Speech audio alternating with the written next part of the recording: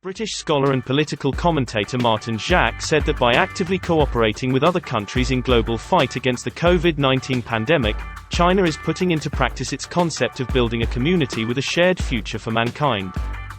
I think it was and remains a very important idea, which is to emphasize what different countries across the world, in fact, have in common.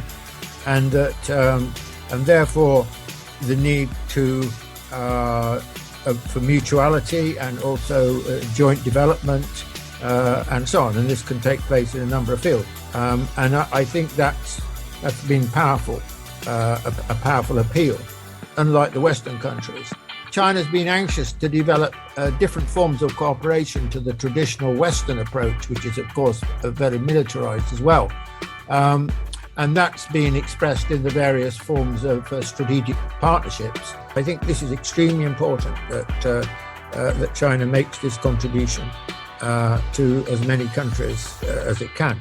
I mean, I understand that, I don't know what the very latest figures are, but for every 2 vaccines that have been used in China, 1 vaccine has been exported or given away. And I think that is testimony to China's commitment in this field, which, of course, as we know, is far superior to anything that the developed world has done.